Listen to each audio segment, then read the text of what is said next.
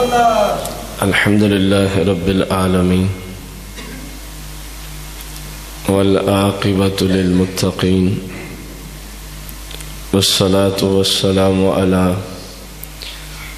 خاتم الأنبياء والمرسلين والصلاة والسلام على خاتم المعصومين وعلى آله وأصحابه وأزواجه وعلماء ملته أجمعين.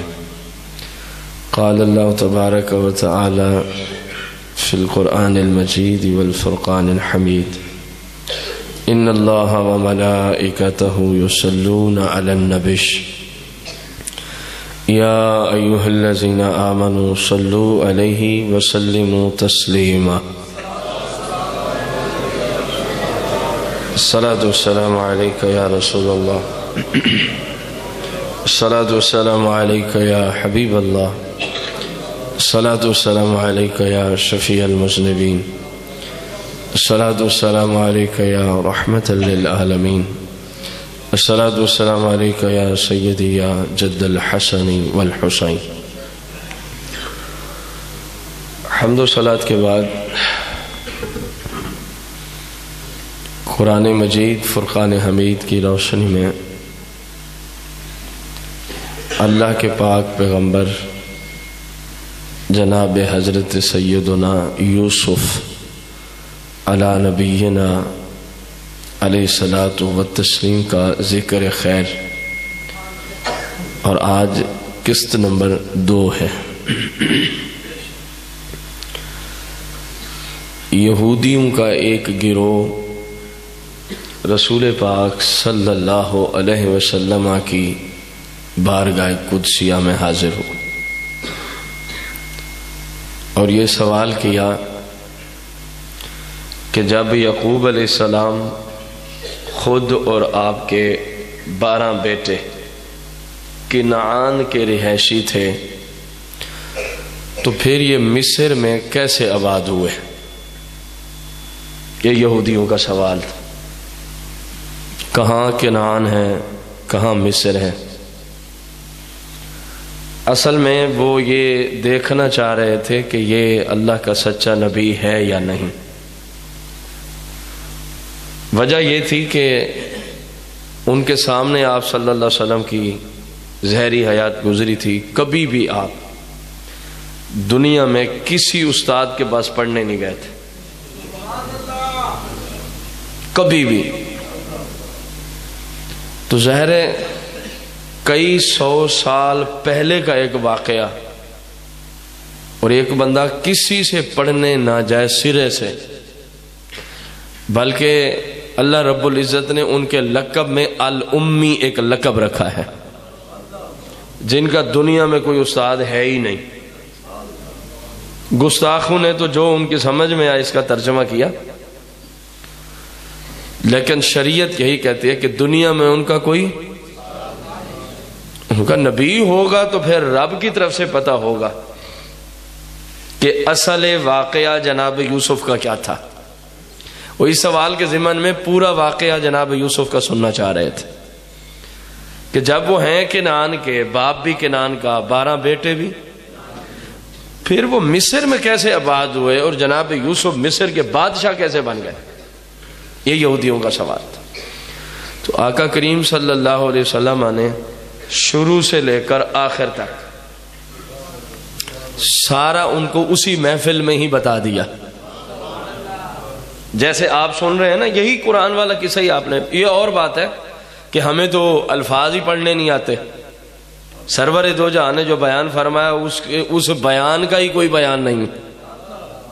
وہ فاضل بریلوی نے نہیں فرمایا وہ بیان ہے جس کا بیان نہیں، وہ بات الگ ہے، لیکن پڑھا یہی قرآن تھا۔ آپ کے سمجھانے کا انداز وہ کہ ساری کائنات کے علماء، مفسرین، محدثین، فقہا، مجتہدین اکٹھے بھی کھڑے ہو جائیں تو ایک جملہ بھی آپ جیسا کسی کو نہیں سمجھا سکتے، کیونکہ آپ کی تو فصاحت و بلاغت کے کیا کہنے۔ تو اللہ کے رب العزت نے اپنے حبیب کو سارا واقعہ، یہ قرآن جناب سورہ یوسف والی جو واقعہ ہے، آقا کریم نے ان کو سب کا سب سنا دیا۔ پھر وہ اپنے آپ سے کہنے لگے مانو یا نہ مانو، یہ بندہ اللہ کا سچا نبی بھی ہے، اور جس کتاب سے تمہیں پڑھ کے سنا رہے وہ کتاب بھی الہامی یعنی رب کی طرف سے آئی ہوئی ہے، قرآن مقدس۔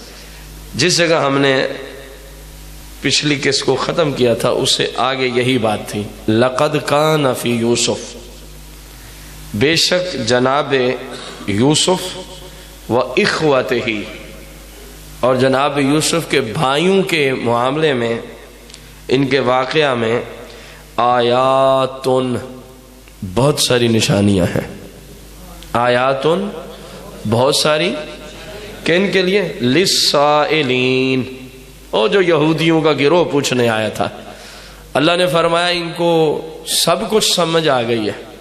ایک بندے نے آج تک کسی سے پڑھا نہیں، ایک حرف نہیں پڑھا، خود گواہی دیتے، اور کئی سو سال کا پہلے کا واقعہ، وہ سارے کا سارا مینوان، جیسے علماء یہود نے تورات میں پڑھا تھا نا، مینوان بالکل ویسے ہی رسول پاک نے ان کو پڑھ سنایا، اور یہ بھی ساتھ فرمایا کہ میرے رب نے قرآن میں مجھے بتایا ہوا ہے۔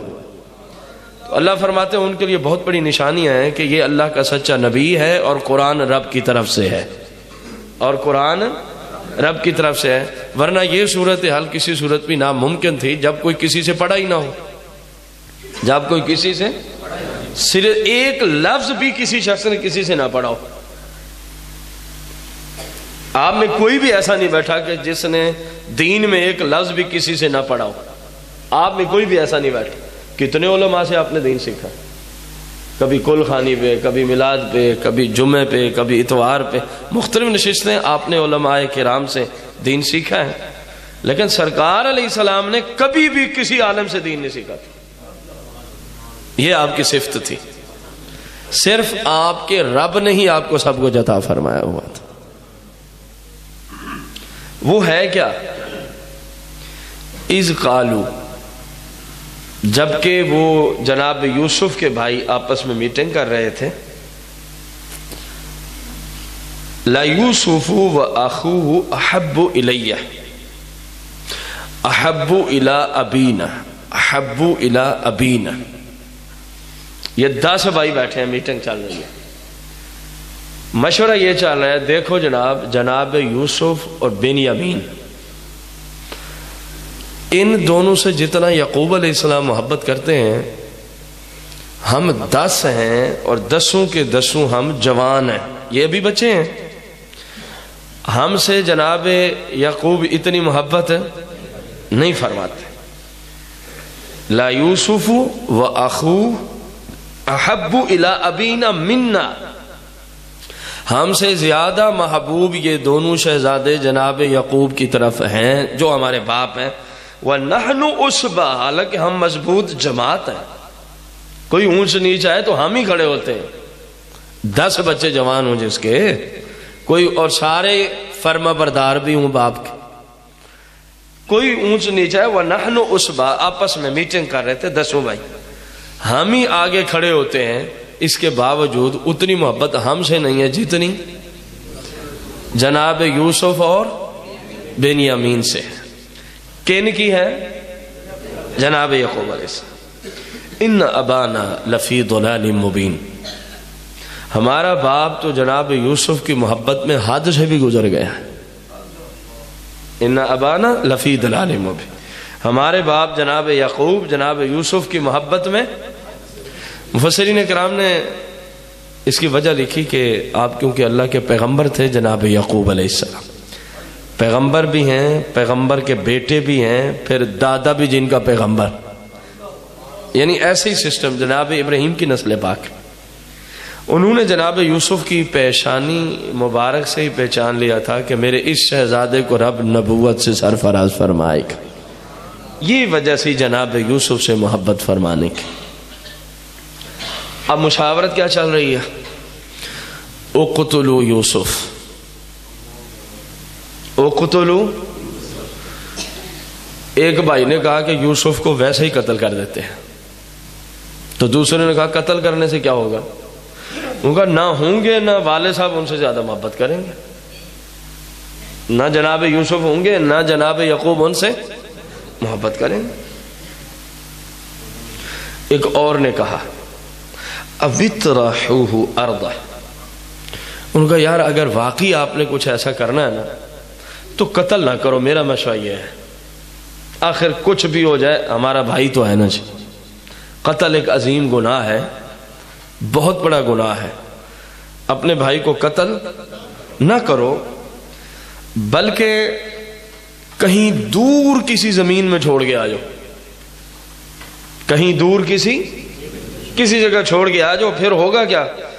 یخلو لکم وجہ ابیکم، جب یوسف رہیں گے نہیں، دور چھوڑ کے آ جائیں گے تو جناب یعقوب کی ساری توجہ پھر تمہارے اوپر آ جائے گی، وہ سارا پیار محبت یوسف والا کدھر آ جائے گا؟ تمہاری طرف ہی آ جائے گا۔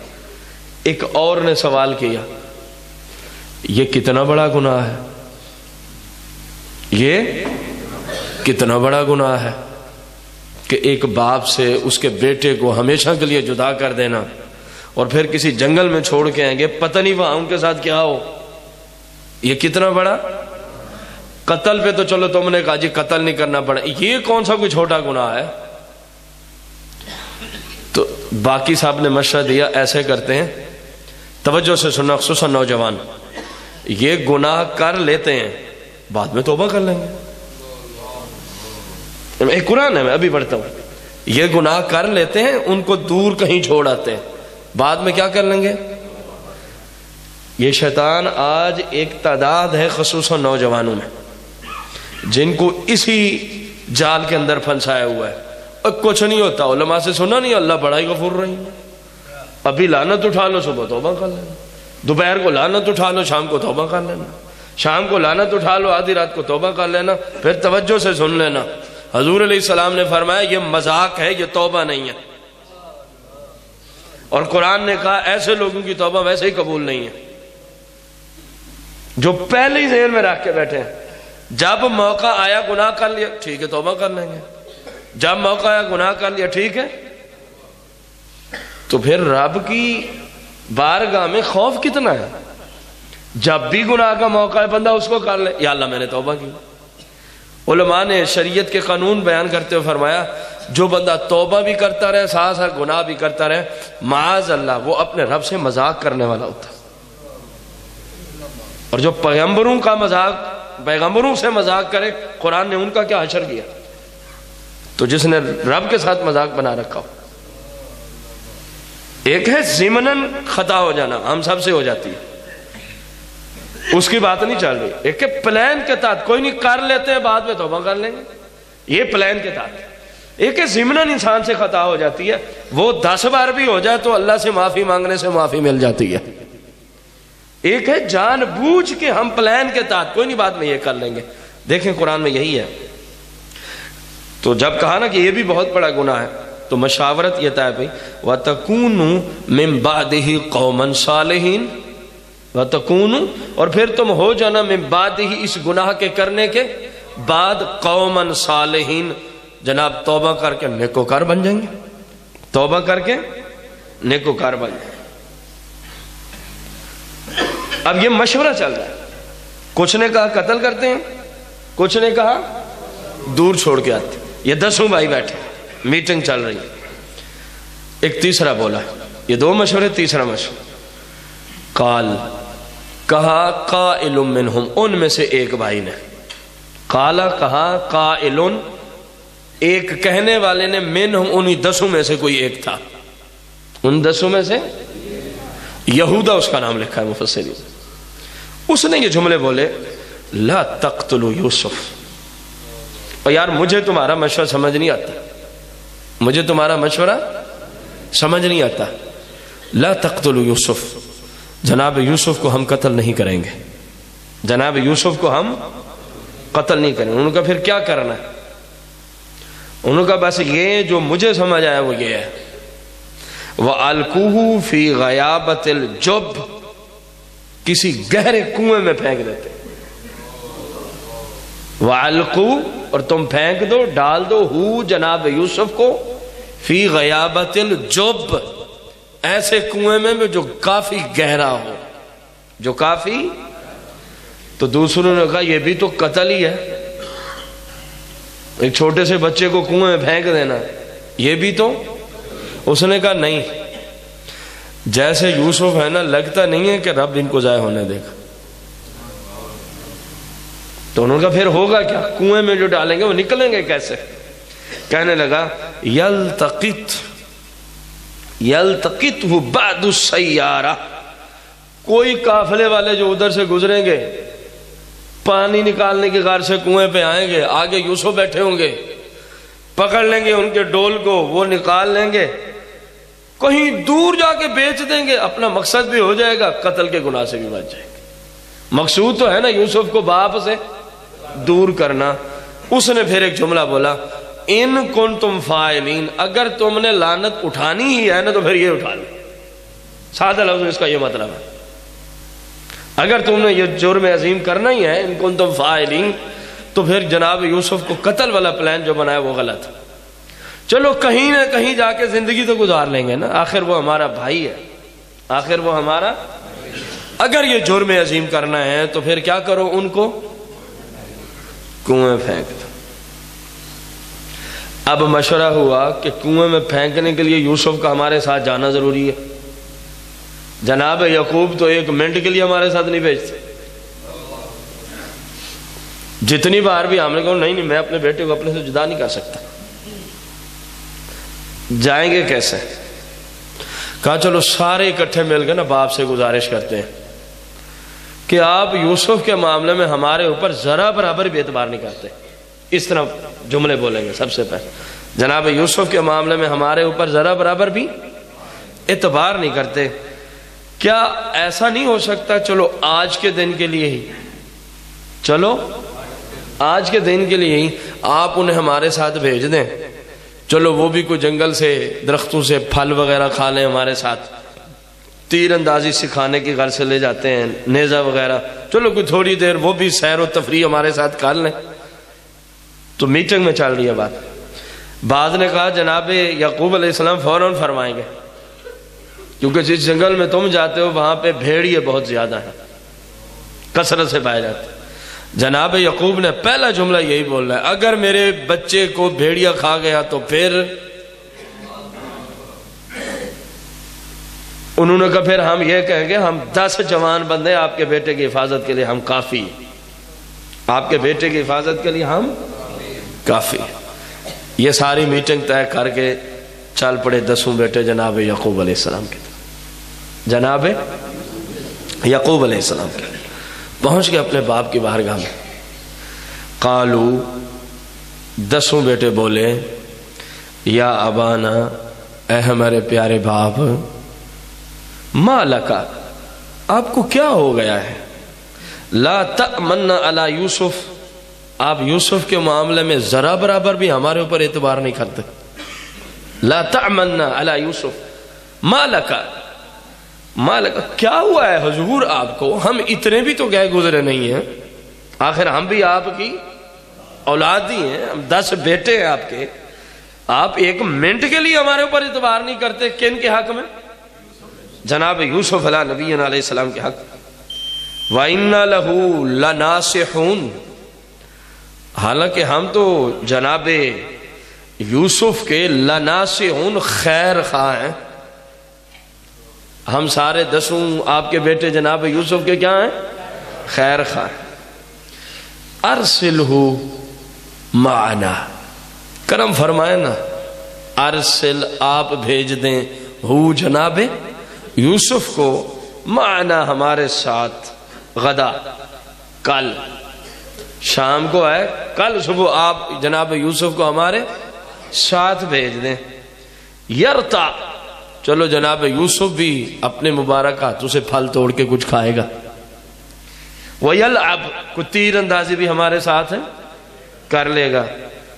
وَإِنَّ لَهُ لَحَافِظُونَ، ہاں ہم 10 آپ سے وعدہ کرتے ہیں، وَإِنَّا، اور بے شک ہم، لہو، جناب یوسف کے لیے، لَحَافِظُونَ، ہر اعتبار سے حفاظت کا ہم ذمہ بھی دیتے ہیں، ہر اعتبار سے جناب یوسف کی حفاظت کا ہم ذمہ بھی دیتے ہیں. قال، جناب یعقوب علیہ السلام نے فرمایا، انی، بے شک مجھے لا یحزننی غم میں ڈال دے گا ان تذہبوا بہ کہ تم یوسف کو لے جاؤ نا، مجھے اس سے بھی غم لاحق ہو جائے گا، مجھے پریشانی لاحق ہو جائے گی۔ توجہ سے اس جملے کو یاد رکھنا، پھر اگلی قسم میں یہی بات آئے گی۔ وَأَخَافُ اور مجھے بڑا خوف ہے، اور مجھے یعقوب کو بڑا ان یأکلا کہ کہیں کھا جائے ہو جناب یوسف کو الذئب بھیڑیا ہی نہ کھا جائے کہیں، مجھے اس بات کا بڑا خوف ہے، کیونکہ اللہ کا پاک پیغمبر مستقبل کو پہلے ہی جانتا ہے۔ یہ اگلی قسم میں آئے گا کہ جب واپس آئیں گے نا خون آلود قمیض لے کے، وہ جی ان کو بھیڑیا ہی کھا گیا، بڑی کوشش کی لیکن حفاظت نہ ہو سکی، بڑی کوشش کی لیکن حفاظت نہ ہو سکی۔ جو انہوں نے واپسی آ کے جناب یوسف کا جو کچھ کرنا تھا، کرنے کے بعد آ کے کہنا تھا، جناب یعقوب پہلے ہی ان کو بتا رہے کہ یار کہیں میرے بیٹے یوسف کو کیا نہ کھا جائے، بھیڑیا نہ کھا جائے۔ وَأَنْتُمْ عَنْهُ غَافِلُونَ اور تم کہو جی ہم تو کہیں گئے ہوئے تھے، وہ سامان کے پاس بیٹھے تھے، وَأَنْتُمْ عَنْهُ غَافِلُونَ ہم تو بڑے دور تھے، غافل تھے، بس بھیڑیا آیا کھا کے چلا گیا، اور بھیڑیا بھی بڑا سیانہ تھا۔ یہ بات اگلی قسم میں آ رہی ہے، بھیڑیا بھی بڑا سیانہ تھا، پورے یوسف کو کھا گیا، قمیض کو کہیں سے پھاڑا تک ہی نہیں، بیچاروں کو قمیض پھاڑنی بھول گئی تھی، جس قمیض کو اتار کے بکری کے بچے کے ساتھ خون آلود کر کے لائے تھے نا، اس کو پھاڑنا بھول گئے تھے۔ یہ دیکھیں جی یہ خون آلود قمیض ہے یوسف کی، اور بھیڑیا کھا گیا۔ آپ نے پھر فرمایا تھا، یہ اگلی قسم میں تفصیل آئے گی، کہ بڑا ہی سیانہ اور عقل مند اور دانا اور دانشور بھیڑیا تھا میرے بیٹو۔ انہوں نے کہا حضور وہ کیسے؟ فرمایا یار پورے بندے کو کھا گیا، جو بندے کے اوپر قمیض تھی اس کو 1 انچ بھی کسی جگہ سے پھٹن نہیں آئی، کتنا عقل مند بھیڑیا تھا۔ پھر اپنے آپ کو کہنے لگے یار بہت بڑی غلطی کر رہے ہیں ہم، چیر پھاڑ کے جو لے آتے، چلو ظاہری طور پہ کوئی دلیل تو بنتی، ظاہری طور پہ کوئی، دیکھو جو انہوں نے کل کہنا تھا، رب کا قرآن بتا رہا ہے پیغمبر نے پہلے ہی، یہی اہل سنت کا عقیدہ ہے کہ وہ رب کی رضا پہ راضی رہتے ہیں، بات الگ ہے، لیکن پتہ ان کو سارا ہی ہوتا ہے، پتہ پیغمبروں کو سارا ہی ہوتا ہے۔ جب آپ نے یہ فرمایا تو پھر وہ بولے، کیونکہ پلان تو پہلے تیار کر کے لائے تھے کہ انہوں نے یہ جملے بولنے ہی بولنے۔ قالو اپنے باپ سے گزارش کرنے لگے، لئن اقلہ ذئب اگر یوسف کو جیسے آپ فرما رہے ہیں بھیڑیا کھا جائے، ونحن عصبہ تو یہ 10 قوی ہیکل جوان بندے جو ہیں یہ کہاں مر گئے ہوں گے اس وقت؟ حضور ہم 10 بندے ایک بھیڑیوں کو نہیں روک سکیں گے؟ اِنَّا اِذَا اللَّهَ خَاسِرُونَ اگر ایسا ہو گیا تو پھر تو ہم نقصان ہی اٹھانے والے ہیں، کہ ہمارے ہوتے ہوئے ہمارے بھائی یوسف کو بھیڑیا کھا جائے تو پھر تو ہمارے جیسا نقصان اٹھانے والا کوئی ہے ہی نہیں، نقصان اٹھانے والا کوئی ہے ہی نہیں۔ فَلَمَّا ذَهَبُوا بِهِ وَأَجْمَعُوا أَن يَجْعَلُوا فِي غَيَابَةِ الْجُبِّ جناب یعقوب نے فرمایا چلو ٹھیک ہے، جیسے رب کی تقدیر ہے لے جاؤ، کیونکہ پتہ تو آپ کو بھی تھا جہاں تک یہ معاملہ ہونا تھا سارے ہی جناب یعقوب علیہ السلام پہلے ہی جانتے تھے، لیکن یہ رب کی طرف سے ان کے اوپر امتحانات تھے، اور پیغمبروں نے بڑے سے بڑے امتحان کو خوش دلی سے اپنے رب کی رضا کی خاطر دل سے لگایا۔ یہ تو چلو دیکھ رہے ہیں کچھ عرصہ کے لیے پریشانی ہے، بعد میں میرا بیٹا بادشاہ بنے گا، اور پھر سارے وہاں جائیں گے بھیک مانگنے، جی غلہ دو، موت، مرنے لگے ہیں، قحط سالیہ، یہ سارا کچھ آپ دیکھ رہے تھے۔ پھر ایک دن یہ بھی آئے گا کہ ان کو سجدہ بھی کریں گے، تب بھی فرمایا کوئی مسئلہ نہیں۔ جناب ابراہیم جو آپ کے جد امجد ہیں، انہوں نے تو اسماعیل کو اللہ کی رضا کے لیے اپنے ہاتھوں سے ذبح کرنے کے لیے تل گئے، یعنی پیغمبر دریغ نہیں کرتا، رب کی رضا کے لیے جو آرڈر آ جائے پیغمبر خوش دلی سے اس کو قبول کر لیتا ہے، پیغمبر خوش دلی سے اس کو فرمایا لے جاؤ۔ فلما ذهبوا به جناب یوسف کو جب وہ بھائی لے کے چلے، ان يجعلوا في غیابت الجب اللہ رب العزت فرماتا ہے وَأَجْمَعُوا اور 10 کے 10 نے اتفاق کر لیا. 10 کے 10 نے کیا کرنا ہے؟ ان یجعلوا فی غیابت الجب، گہرے کنویں میں ڈال دیتے ہیں. گہرے کنویں میں وہ یہ پلان بنا رہے ہیں. رب فرماتا ہے توجہ سے، وَأَوْحَيْنَا إِلَيْهِمْ، ہم نے جناب یوسف کو الہام کر دیا. ہم نے جناب یوسف کو، بھائی یہ پلان بنا رہے ہیں منصوبہ کہ ان کو کہاں ڈالنا ہے؟ کنویں میں. اور ہم نے جناب یوسف کے دل پہ القاء کر دیا. کیا القاء کر دیا؟ لَتُنَبِّئَنَّهُمْ بِأَمْرِهِمْ هَٰذَا وَهُمْ لَا يَشْعُرُونَ. اے یوسف گھبرانا نہیں ہے، اے یوسف گھبرانا نہیں ہے. یہ جو کچھ بھی آج کر رہے ہیں نا، ایک وقت آنے والا ہے. ایک آپ ان کو بتائیں گے، ایک وقت آنے والا ہے. یوسف ہم آپ کو بادشاہ بنا دیں گے، آپ مصر کے والی ہوں گے، عزیز مصر آپ ہی ہوں گے. یہ بادشاہ مصر کا لقب ہوتا تھا ایک دور میں، عزیز مصر. عزیز، جس طرح ایک دور میں بادشاہ مصر کا لقب ہوتا تھا فرعون مصر. جناب موسیٰ علیہ السلام کے مد مقابل جو فرعون ہے نا، یہ اس بے ایمان کا نام نہیں ہے، یہ لقب ہے. جیسے ہمارے پاکستان میں اس وقت بادشاہ کا لقب کیا ہے؟ وزیر اعظم. وزیر، یہ لقب ہے. اب محمد عمران خان ان کا نام ہے. ہمارا جو وزیر اعظم پاکستان کا، ان کا نام کیا ہے؟ محمد عمران خان یا اکیلا عمران خان. اور کہتے کیا ہے؟ وزیر اعظم فیصل آباد آئے تھے، وزیر اعظم نے صحت کارڈ تقسیم کیا. یہ وزیر اعظم نام سیم ایسے ہی فرعون مصر نام نہیں ہے. نام تو اس بے ایمان کا ولید تھا. یہ جو موسیٰ علیہ السلام کے مد مقابل فرعون تھا، اس کا نام کیا تھا؟ ولید. اس کا نام تھا پلید کا. اب توجہ کریں، ہم نے جناب یوسف کو فرمایا پریشانی والی کوئی ایک وقت آنے والا ہے، ہم آپ کو عزیز مصر بنا دیں گے. یہ بھائی آپ سے بھیک مانگنے آئیں گے، بھوک سے مر رہے ہیں، حضور غلہ عطا فرمائے. آپ کو سمجھ آ جائے گی کہ یہ وہی ہیں. اے یوسف، آپ کو سمجھ آ جائے گی کہ یہ وہی میرے بھائی ہیں، لیکن ان کو سمجھ نہیں آئے گی کہ یہ وہی یوسف ہے. جب تک آپ ان کو بتائیں گے نہیں، جب تک آپ ان کو بتائیں گے نہیں، آپ نے بالکل پریشانی نہیں لینی. اے یوسف، ہم تیرے محافظ ہیں، ہم تیرے. تو جس کا محافظ خود احکم الحاکمین ہو، پھر تو بات ہی ختم ہو گئی نا.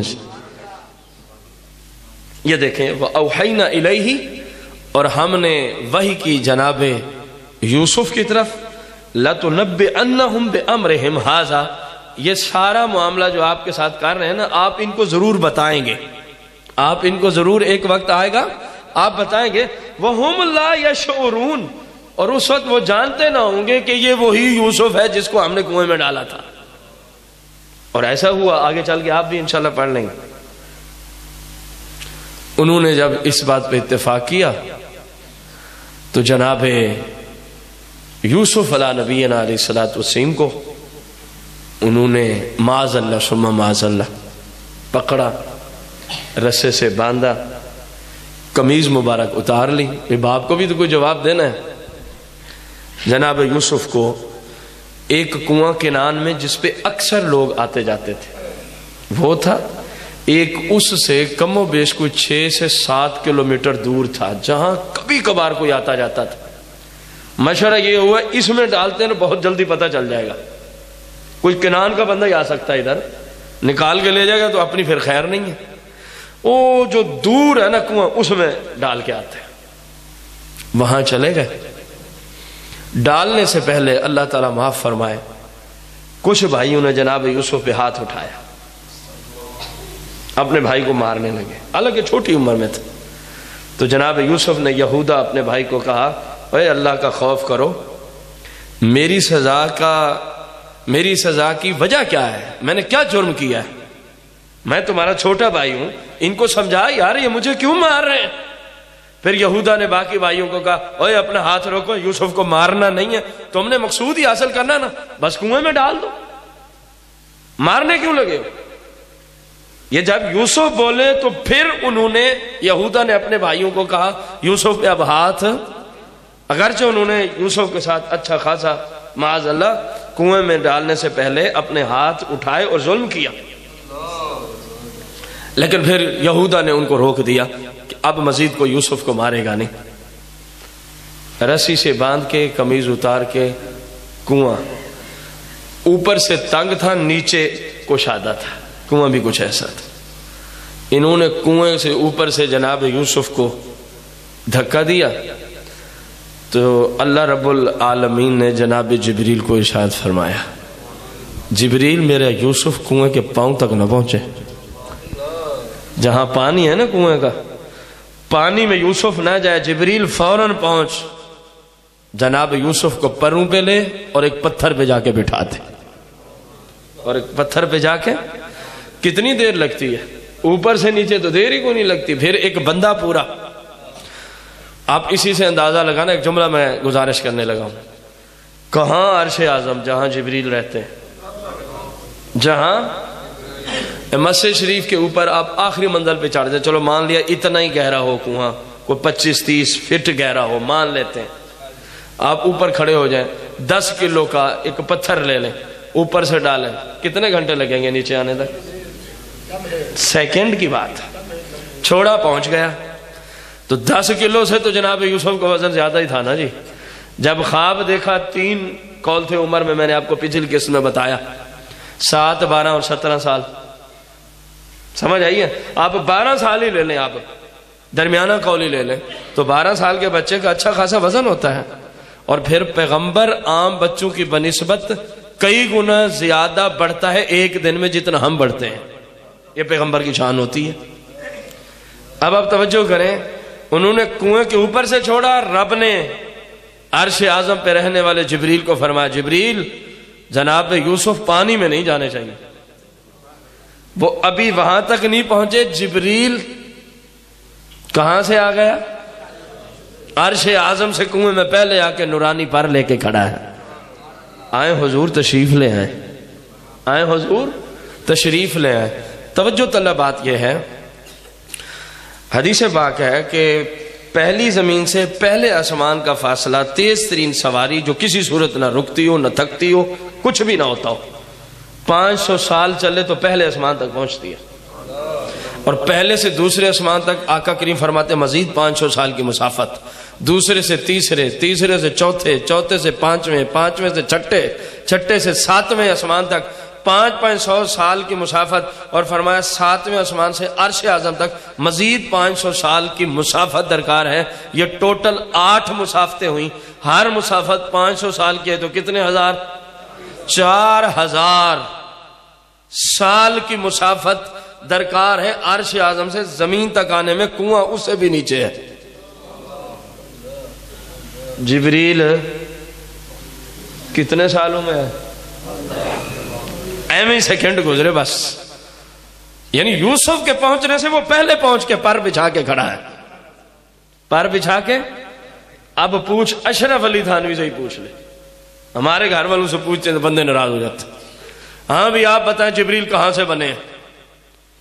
کتاب نشر و طیب پہلی فصل ہے نور محمدی کا بیان کہتا ہے جی جبریل اور سارے فرشتے مصطفیٰ کے نور سے فیض لا کے بنائے گئے ہیں۔ حضور کے نور سے فیض یافتہ جبریل، حضور کے نور سے سارے فرشتے اور جبریل۔ ہماری کتب میں تو ہے ہی ہے، تمہارے گھروں میں بھی یہی حدیث موجود ہے، تمہارے بڑوں نے یہی لکھا ہوا ہے کہ فرشتے اور جبریل کن کے نور سے بنائے گئے؟ مصطفیٰ کریم کے نور اقدس سے بنائے گئے۔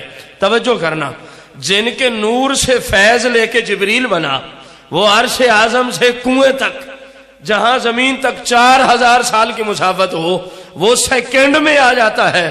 تو جو آقا سارا نور سے، جن کے نور سے جبریل بنا، وہ مبارک آقا مدینے سے پاکستان ہے تو پھر سال لگیں گے؟ شرم و حیا نہیں آتی لوگوں کو؟ جملے بولتے ہوئے شرم نہیں آتی؟ یہ نہیں ہے تو وہ نہیں ہے، یہاں نہیں ہے تو یوں نہیں ہے۔ اپنے اوپر تم نے رسول پاک جیسی مبارک ذات کو اپنے اوپر قیاس کر لیا۔ آپ پہلے جبریل کی رفتار کا جواب دیں، پہلے جبریل کی رفتار کا جواب دے۔ عرش اعظم سے زمین تک 4000 سال کی مسافت، ترمذی کی حدیث۔ 4000 بنے گا، 500 سال ہے، 5000 سال، 4000 سال کی مسافت، اور وہ سیکنڈ میں طے کر رہا ہے، اور مصطفیٰ سے نور لے کے بنا ہے، مصطفیٰ سے نور لے کے بنا ہے۔ آگے آپ خود ہی اندازہ لگا لیں سرکار کی اپنی رفتار کا کیا عالم ہوگا۔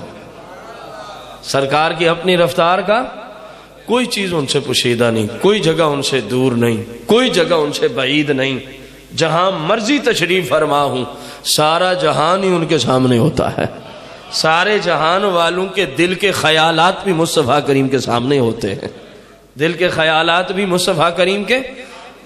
یہ اب ہم یہاں پہ کلام کر رہے ہیں تو مصطفیٰ کریم اللہ کی عطا سے ہماری یہ ساری گفتگو سماعت فرما رہے ہیں کہ میرے غلام فلاں مسجد میں بیٹھ کے اس وقت میرا ہی چرچا کر رہے ہیں، اس وقت میرا ہی ذکر ہے۔ اور آپ کتنے خوش نصیب ہیں، میں نے کتاب میں پڑھا کہ جب رسول پاک کا کوئی ذکر خیر کرتا ہے، آپ کی شان بیان ہوتی ہے، کوئی سنتا ہے، کوئی کرتا ہے، تو سرکار ان سب سے ہی بڑے خوش ہوتے ہیں۔ سرکار کے میری شانیں میری امت ہی بیان کر رہے ہیں، میرا مقام یا رسول اللہ، یا رسول اللہ، میری شان میرے غلام بیان کر رہے ہیں۔ سرکار فرماتے ہیں مجھے وہ بندے بڑے ہی اچھے لگتے ہیں جو میری شانیں بیان کرتے ہیں، جو میری کرنا یا سننا ایک ہی بات ہے، کرنا یا سننا ایک ہی بات ہے۔ اللہ رب العزت ہمیں رسول پاک صلی اللہ علیہ وسلم کی سچی الفت اور محبت نصیب فرمائے، اور آپ کے دیے ہوئے دین پر آخری سانس تک عمل کرنے کی توفیق عطا فرمائے۔ انشاءاللہ قسط نمبر 3 کے اندر پھر ہم یہ پڑھیں گے، جناب یوسف کنویں میں تو پہنچ گئے، رسی بھی جبریل نے کھول دی، سکون سے بٹھا دیا، تشریف رکھیں، نکالنے کا بندوبست بھی ہو جائے گا، یہاں سے نکالنے کا بندوبست بھی، پھر کیسے قافلہ آیا، کیسے بندہ وہاں پہنچا، کس طرح اپنے سردار کو خبر دی، پھر وہ دوڑا دوڑا آیا، کیسے انہوں نے جناب یوسف کو لیا، پھر کیسے مصر کے بازار میں غلام بنا کے بیچا گیا، پھر کیسے عزیز مصر خریدنے آیا، یہ ساری تفصیل اللہ کے حکم سے اگر اللہ کو منظور ہوا تو قسط نمبر 3 میں اگلے اتوار انشاءاللہ الرحمن ہم سیکھیں گے۔ اللہ تعالی ہمیں رسول پاک کی سچی غلامی نصیب فرمائے، آمین بجاہ النبی الکریم علیہ الصلوۃ والتسلیم۔